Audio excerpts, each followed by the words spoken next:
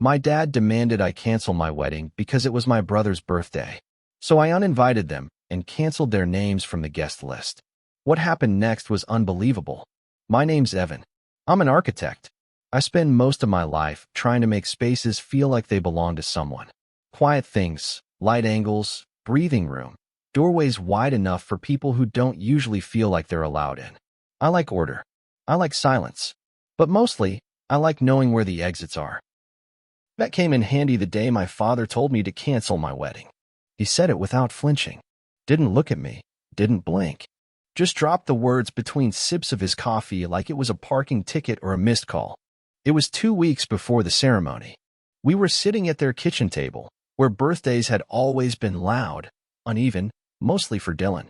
That was the problem. My wedding date was on Dylan's birthday, his 21st. That was apparently sacred. Let me quickly thank you for your continuous support. This means a lot to us. If you enjoy the stories we share, kindly subscribe to this channel. It will be great if you can leave a comment on which city you are watching from.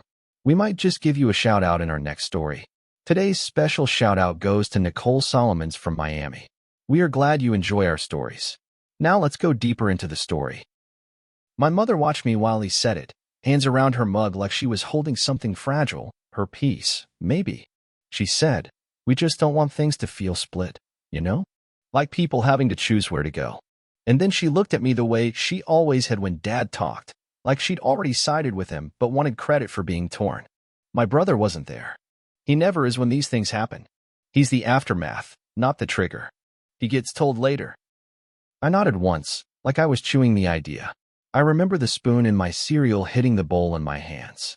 It was loud in a way that felt rude. "I'll think about it," I said. Then I got up, took my bowl to the sink, and rinsed it out. They didn't ask if I was upset. They didn't ask if I was okay. They were already talking about cake flavors. Lena, my fiancée, didn't even raise her voice when I told her. She just stopped folding laundry and turned to look at me. "They asked you to what?" I repeated it, flatter this time, like if I took the weight out of the words it might not seem like betrayal. She stared at me for a long second, then sat on the edge of the bed and said, "Do you want me to say what I think? Or do you want me to say what you're used to hearing?" I knew exactly what she meant. We'd had this conversation in pieces, in hints, and little half-jokes I used to deflect the fact that I'd always been second in my own family. Dylan was the golden one. Social, charming, wild in a way that made people laugh instead of worry. I was the one who brought calm. They liked that about me. Liked it too much. I didn't sleep much that night. I kept replaying things that didn't even seem relevant. The time they made me skip my friend's bar mitzvah to attend Dylan's soccer tryouts, even though he didn't make the team. The time I got a job offer in Chicago and Mom cried because it was too far. The year I graduated top of my class and Dad gave Dylan the toast because Evan doesn't like being the center of attention. All those little things that don't scar but accumulate, like rust under paint. I wasn't angry. Not yet. Anger would have been easier. What I felt was colder. A kind of emotional numbness that told me something had calcified. That I'd finally reached the limit of stretching myself to keep the peace in a war I never started. The next morning, I went to the office and stared at blueprints I couldn't focus on. I kept thinking about how my name was still on the deposits for Dylan's birthday party.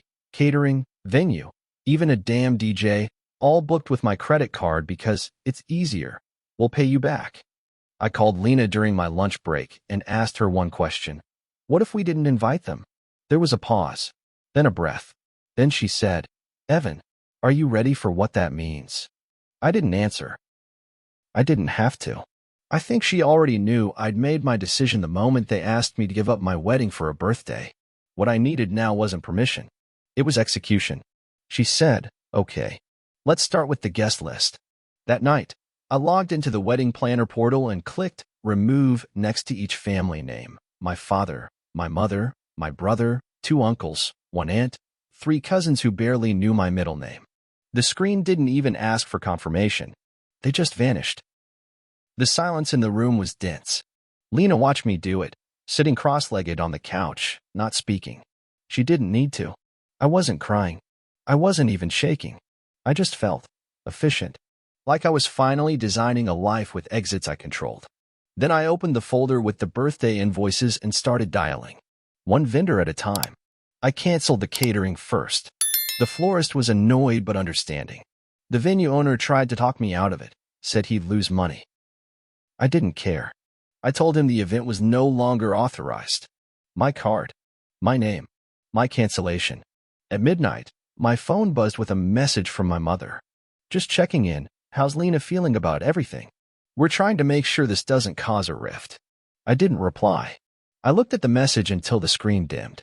I thought about how often she used words like we and peace when she meant dad and obedience. Lena curled up behind me and said, "You don't have to answer them tonight." I nodded, slipped the phone into the drawer, and turned off the lamp. The dark didn't feel heavy. It felt honest. The next morning, I sent one email to my parents. Subject line, update on the wedding. The message was 3 sentences. Lena and I are getting married as planned. You're not on the guest list. Please do not show up. No explanation. No apology. I watched the email fly out like a paper plane into fire. I waited for the burn. It didn't come. Just stillness. Like the silence after an old house collapses, violent, but overdue. I didn't cancel the wedding. I canceled the version of myself who would have accepted their silence as love. There's a difference. People think you need to scream to be heard, but sometimes the most deafening sound is nothing at all. Lena and I still got married, just not the way they'd rehearsed in their heads. No aisle, no raised glasses, no overpriced centerpieces designed to make my mother feel relevant. Just a courthouse with a cracked window, a worn bench, and a clerk who barely looked up. It was so quiet I could hear Lena's breath catch when I said, "I do." I didn't smile. I didn't cry. I just felt still for the first time in my life, like I wasn't spinning around someone else's center of gravity. We left with no photos, no witnesses, just 2 rings and a silence that didn't ask me to apologize for needing it. The day after, I opened the spreadsheet I'd made for Dylan's birthday, color-coded tabs for vendors, balances, due dates. I'd built it weeks ago, trying to make things easier for my mom, who had acted like throwing a 21st birthday party required the logistics of a military invasion. She called me organized. Said, "You've always been the reliable one, Evan." Thank God for that. I used to take that as affection. Now I saw it for what it was, a leash with compliments tied to it. The florist had me down for $2,000 worth of arrangements. White hydrangeas, blue orchids, silver-stemmed roses. I remembered her telling me, "It's going to be so elegant." I dialed her number first. When she answered, I gave my name and said the event was canceled. She paused, probably searching for the right amount of surprise. "Oh," she said, "that's sudden. Can I ask why?" I told her the credit card used to fund it was no longer available. That was enough. She didn't ask again. The venue manager was less compliant. He said the deposit was non-refundable. I told him the card was mine, the signature was mine, and the name on the contract was mine. His voice changed after that. Went flatter. He offered a partial refund if he could book someone else. I said fine. I didn't need the money back. I needed the event dead. The DJ didn't even answer. Just texted back a thumbs up and damn, okay. The caterer was the only one who asked, "Is everything all right?" It hit me harder than it should have. Not because he cared, but because no one else had asked. I almost said yes. Almost lied out of habit. Instead, I replied, "Everything's finally where it belongs." He wrote back, "Understood," and that was the end of it. I closed the spreadsheet, deleted it, emptied the trash bin. I didn't save a copy. Lena stayed mostly silent during all of it. She watched from the couch, legs tucked under her, eyes unreadable. It wasn't indifference. It was patience laced with quiet concern. When I canceled the last vendor and shut my laptop, she said, "You okay?" I looked at her for a long second, then nodded. "I think so," I said, but the words didn't taste like truth. They felt like muscle memory. She came over and sat beside me. "Evan," she said, "you don't have to prove you're fine. Not to me."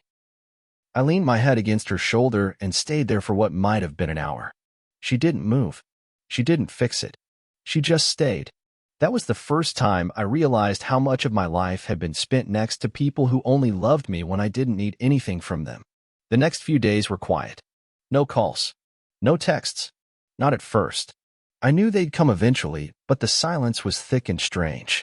I half expected them to show up at the door, dramatic and teary, but they didn't. On the third day, my mother called. I let it ring. Then again. Then again. 7 calls in 1 hour. I didn't answer. Didn't even check the voicemail. I knew what it would say. Her voice trembling with performative hurt, laced with confusion she didn't earn. Then came the text from Dad. Short. Blunt. What are you doing? No greeting. No name. Like he couldn't even bring himself to pretend we were family in that moment. I didn't answer. Not out of cruelty, but because there was nothing left to say to a man who saw me as a function, not a son. He'd spent years acting like authority was the same as respect. I was done confusing the two. The truth is, I wasn't just removing them from the wedding. I was removing them from the version of my life where they got to dictate which parts mattered.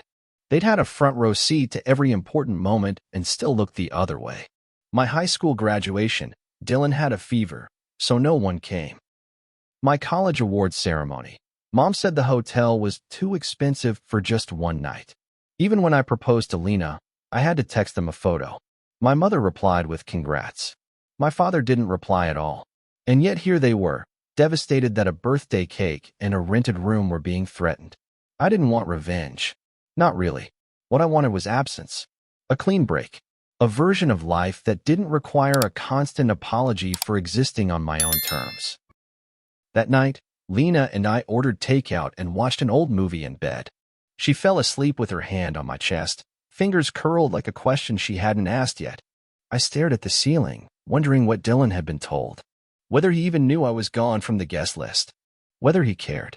He was always so good at not seeing things. Not noticing who paid for what, who kept things running, who cleaned up behind him. I didn't blame him for that. Not entirely. He'd been raised in a home where everything bent toward him like sunlight. Of course, he thought the world worked that way.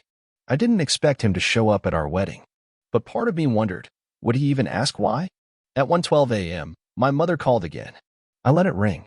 The sound was sharp against the silence of the room. Then came the voicemail. I didn't listen to it.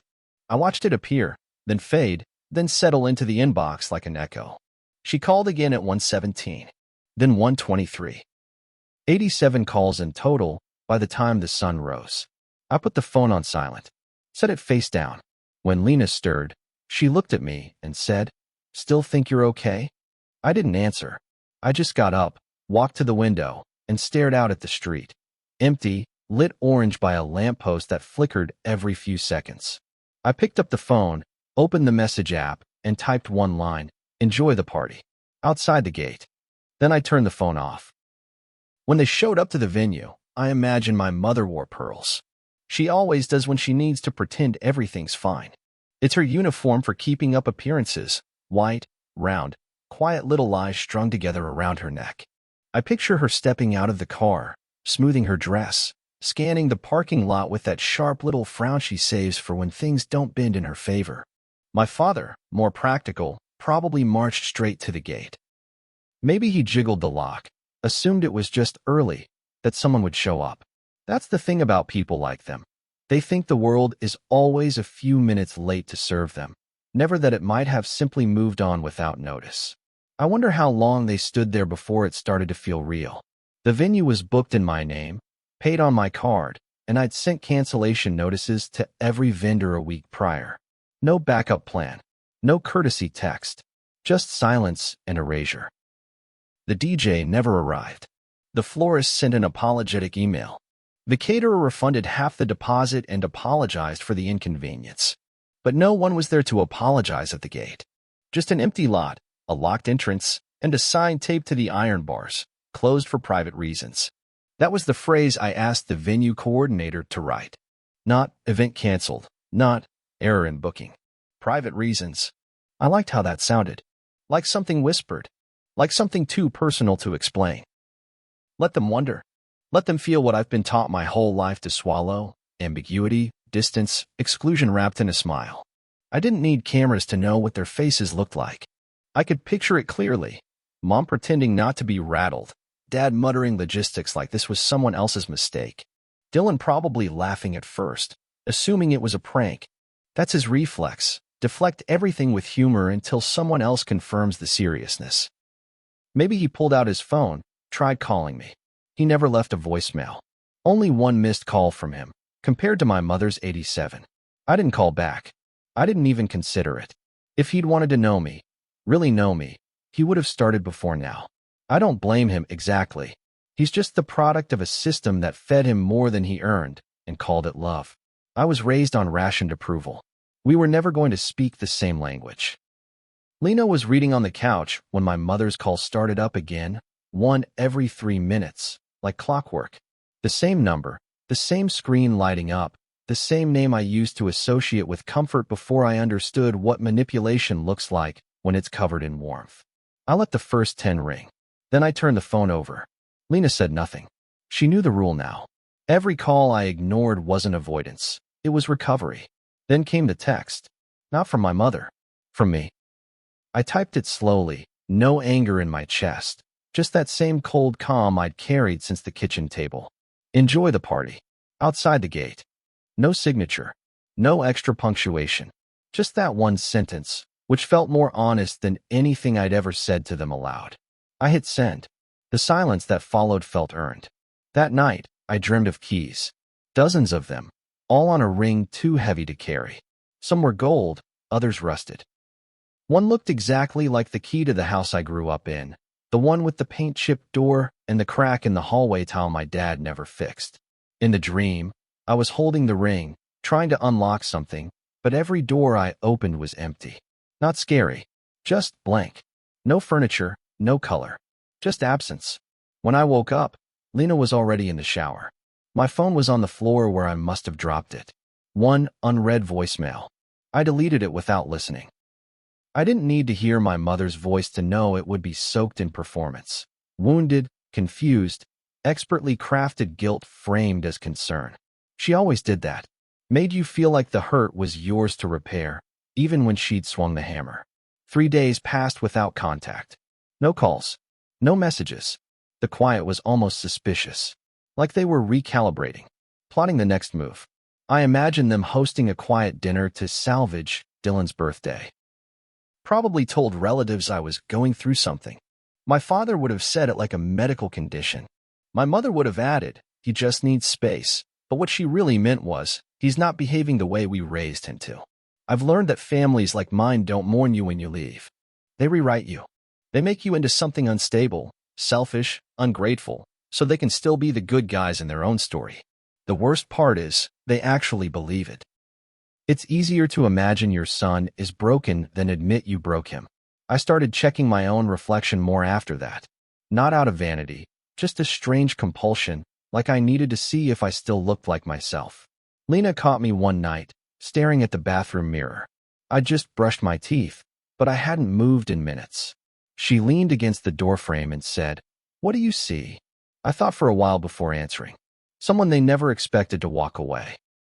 She stepped into the room, wrapped her arms around my waist, and whispered, "Then keep walking." It didn't fix anything, but it made the silence echo less. That's something people don't tell you about revenge. It's not about satisfaction. It's about making the noise stop. Not theirs. Yours. Later that week, I got an email from the venue. Just a standard follow-up asking how things had gone. I stared at it for a long time, then replied with one sentence. It went exactly as I needed it to. I didn't elaborate. I didn't say thank you. I closed the laptop, walked to the closet, and pulled down an old pair of sneakers I hadn't worn since high school. Scuffed white, soles worn thin, laces frayed at the ends. I used to wear them to family gatherings. Quiet, comfortable, forgettable. I held them in my hands and realized they were the last physical thing tying me to the version of myself who never said no. I didn't throw them out. Not yet. I just left them by the door. A reminder. The next morning, I got a text. Not from my parents. From Dylan. Heard you went off the grid. Call me. I stared at it without breathing. It wasn't angry. Just curious. That was worse in some ways. It meant he didn't know. Or pretended not to. I didn't respond. Not yet. I needed more time. Time to decide whether this part of the story was about repair or just recognition. There's a difference. One costs more than the other. Sometimes, one's enough. You don't really know who someone is until you stop performing the version of yourself they're used to. Silence does that. It holds a mirror up to people, and most of them don't like what they see. I always thought the quiet would be the reward. A space to breathe. What I didn't expect was the noise that came after the silence. The gossip. The texts from extended family members I hadn't spoken to in years. Your mom's worried sick. Why are you doing this to them? Blood is blood, Evan. That one stuck with me the longest. Blood is blood. As if shared DNA is a hall pass for emotional bankruptcy. As if a father can make a demand like cancel your wedding, and the response should be, yes, sir. Of course. Family first. I didn't respond to any of them. I archived every message, screenshot the worst ones, then deleted them. I wasn't building a case. I was preserving the echo. Lena was careful with me in those days. She moved through our apartment like it was a quiet museum, full of things that shouldn't be touched too quickly. I think she was waiting for the version of me she recognized to come back, the one who cracked dry jokes, who always asked if she wanted tea even when she said no. But that version had gone somewhere. Not dead. Just out of reach. I could feel the shift in how she looked at me. Like I was something fragile that had chosen to become sharp. One night, she finally asked it. Not as an attack, but as a whisper in the dark while we lay side by side. Did you do this for peace or punishment? The question split me open because I hadn't let myself ask it yet. I wanted to say peace, wanted to say finally, wanted to say because I had no choice. But all I said was, I needed the noise to stop. She turned over slowly and faced the wall after that. Not angry, just tired. That's the thing about silence. It's contagious. It swallows the air in a room if you let it. I got up, poured a glass of water, and stood barefoot in the kitchen for almost an hour. The light from the fridge pooled across the floor like a slow leak. I thought about calling Dylan, not because I wanted to reconnect, but because I needed to know how much of the story he'd been told. He wasn't like our parents. He didn't lie with conviction. If he knew what they asked me to do, and stayed quiet anyway, that would be a second betrayal. But if he didn't know, then maybe the silence between us was a punishment he hadn't earned. I typed his number into my phone. Just hovered. Then I closed the screen and went back to bed. Sometimes you don't need answers. Just boundaries. The next morning, I found a letter taped to our apartment door. No stamp. No envelope. Just a folded piece of notebook paper, torn at the edge, in my mother's handwriting. It read, You've made your point. Your father is furious. Dylan is confused. You've embarrassed us. But you're still our son. Let's fix this before it becomes something permanent. That last line chilled me. Before it becomes something permanent. As if I hadn't already been living in the temporary for decades, temporary affection, temporary relevance, temporary peace until Dylan needed something louder. I read the letter twice, then tore it into strips and flushed them down the toilet. Lena didn't ask what it was. I think she could tell by the way my hands were shaking. Or maybe she didn't want to know. Some truths are like glass. You don't touch them unless you're ready to bleed. That afternoon, Dylan texted again. I don't really know what's happening, but I miss you. I stared at it for a long time. That line, I miss you, felt too simple, too soft, for the weight sitting on my chest. I wanted to respond. I really did, but not as the brother he remembered. Not as the one who always picked up the slack, who showed up to birthday dinners like clockwork, who let their parents make my milestones feel like inconveniences. If he wanted to talk, he'd have to do what no one in our family ever did. Sit in the discomfort. I put the phone down without replying. That was the night I finally packed away my old sneakers, the scuffed ones I wore to every family event, every wedding I wasn't really invited to be seen at. I didn't throw them away. I just put them in a box and taped it shut. It felt like sealing a casket. The next day, my uncle called. He never calls. I debated picking up, but curiosity won. His voice was warm, rehearsed. Hey, just checking in. Your mom's been a wreck. I waited. Let the silence stretch. Then he said, Look, Evan, I know things got messy, but family's family, right? I replied, Is it? That shut him up for a second. I added, If someone else treated me like they did, would you still tell me to let it go? He sighed. They're old school. They don't always say the right thing. I nearly laughed. They didn't say the wrong thing. They asked me to erase myself and called it tradition. He said nothing after that. We hung up a minute later. I blocked the number before I could second-guess it. That night, Lena placed a photo on my desk. A Polaroid of us from our first apartment. Me holding a takeout box, her laughing mid-chew. She didn't say anything, just left it there. I stared at it for hours. Not because it was sentimental, but because I looked like someone worth protecting. And I'd finally started doing that for real. Not through retreat, not through bitterness, but by refusing to shrink again. You don't need fireworks to reclaim your life. Sometimes all it takes is a locked gate and the willingness to walk away without turning around. He didn't text this time. Didn't call. Just knocked. 3 slow taps at the door like he wasn't sure if he was supposed to be here. Lena was in the kitchen washing mugs when it happened. She looked at me like she already knew who it was before I opened it. I stood still for a second, half hoping I was wrong, but when I turned the knob, there he was, Dylan, in jeans too clean for real errands, and that half smile he used when he wasn't sure whether he was welcome. His eyes scanned my face, not with regret or guilt, just curiosity. "Hey," he said, soft like a question. I didn't say anything. Not at first. He looked smaller somehow. Not physically, but stripped of the glow he always carried, like some invisible spotlight had finally switched off. We stood there for a beat too long, then I stepped aside. He took that as permission. Walked in slow, like he was stepping onto ice. I watched his eyes drift around the apartment, landing on things that didn't belong to his memory of me. Lena's books stacked in color-coded towers, the wall of black and white photos we took ourselves, the Polaroid on the desk of me mid-laugh. "Place looks good," he said, then added quickly, "Better than your old one." I didn't respond. I didn't thank him. He sat on the edge of the armchair like he wasn't sure if he was staying. I leaned against the door frame and crossed my arms. The silence was intentional. Let him feel it. Let him realize that this wasn't going to be easy. He rubbed his palms together like he was about to deliver bad news, then said it. "I didn't know they asked you to cancel the wedding." His voice cracked just slightly at the end, like the words were heavier than he expected. I watched him closely. "And if you had?" I asked. He looked up. "What?" I repeated it slower. "If you had known. If they told you, straight up, that they asked me to cancel the most important day of my life so yours could take priority, would you have said something?" He didn't answer immediately. He stared at the floor. That was always Dylan's tell. He wasn't lying. He was deciding how much of the truth he could carry. "I'd like to think I would have," he said. "Then, but I don't know. Maybe I would have just assumed you'd figure it out. You always do." I let that hang there. That sentence, "you always do," had been the foundation of our entire relationship. I was the one who bent, the one who adjusted, compromised, folded inward so everyone else could stretch. I was the buffer, the fail-safe.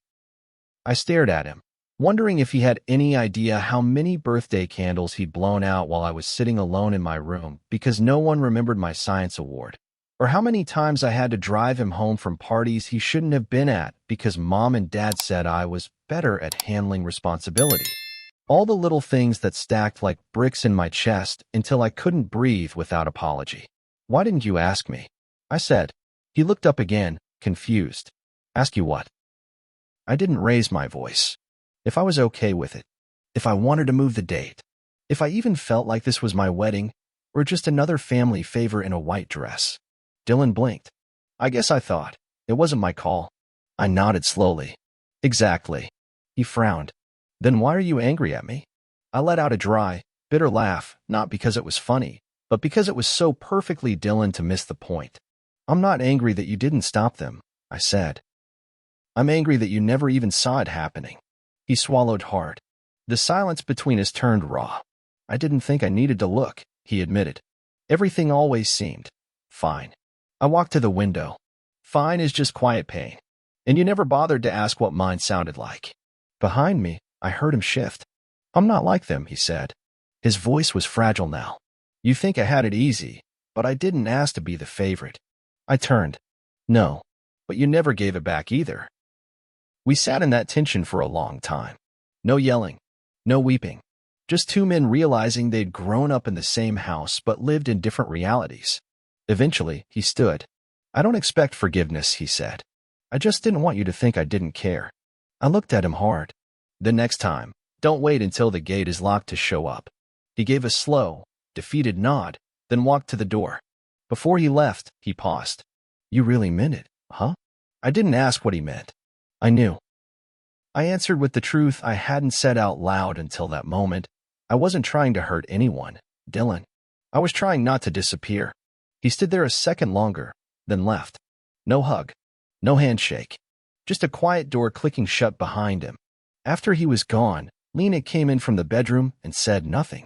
She just wrapped her arms around my waist and stayed there. I buried my face in her shoulder and felt the weight of 5 conversations I'd never had with my family. I didn't cry. But I was close. Not because Dylan was gone, but because part of me wanted him to stay. That's the cruel math of this kind of thing. You grieve the people who never truly saw you, and still hope they learn how to someday. I whispered, I think he meant it. Lena nodded. And you? I answered without thinking. I meant it more. I used to think closure meant reconciliation. That for something to truly end, both sides had to come back to the table, look each other in the eye, and name everything they got wrong. I don't believe that anymore. Sometimes closure is just understanding. Not from them, from yourself. Understanding that it happened, that it mattered, and that you're still allowed to move forward without dragging every broken piece behind you like a performance. I didn't wait for an apology from my parents because I finally understood they weren't going to give me one. Not because they were cruel, but because in their world, nothing had ever gone wrong. They had already rewritten the story in their heads. I was going through a phase. The wedding was intimate. The birthday party cancellation was a misunderstanding. That was how they survived the silence, by pretending it was theirs to interpret. Lena and I moved apartments at the start of spring. A clean space, big windows, quiet floors, a view of the street but not too close. I designed the entryway myself, simple, open, bright enough to feel like morning even at dusk. She let me pick every detail. Not because she didn't care, but because she knew I needed something that was only mine. For the first time in years, I bought a new set of shoes, simple black sneakers, clean lines, thick soles. I threw out the old ones that had followed me to every family event like a quiet surrender. It felt strange, not triumphant, just necessary. There was no big moment, no applause. I held them for a second, remembered every silent car ride, every polite nod at the dinner table, every smile that felt like a receipt. Then I dropped them in the trash and took the bag out to the curb. A week after we moved, a card arrived. No return address. Just my name, handwritten in uneven loops I recognized immediately. My mother's handwriting faint, rushed, like she didn't want to press too hard. Inside, a folded photo. Me and Dylan, ages 6 and 8, sitting on the porch of our childhood home, eating popsicles. No note, no explanation, just the image. On the back, in my brother's handwriting, 5 words. I didn't know. I do. I sat with it for hours. Not crying, just holding the weight of something that didn't ask to be forgiven, only acknowledged. I didn't text him back. I didn't frame it right away. I let it sit on the table like a guest I wasn't sure I was ready to invite in. But I didn't throw it away either. That's the closest we'd ever come to the truth.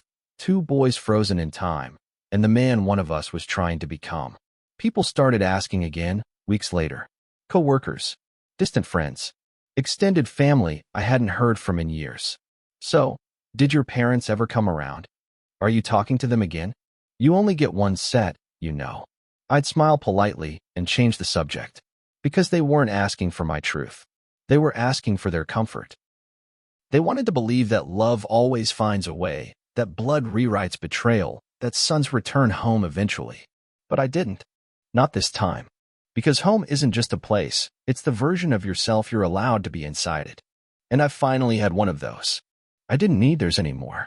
I didn't need to be someone else's shadow to be seen. I could exist on my own, not as a reaction to their silence, but as an answer to my own. I framed the photo 2 days later. Set it on the top shelf of our bookcase, next to a candle Lena made and the first blueprint I ever drew. Not front and center. Just there. A reminder that some things don't need to be burned to be let go. They just need to be set down. I kept thinking about something Lena said to me during one of those early nights after everything collapsed.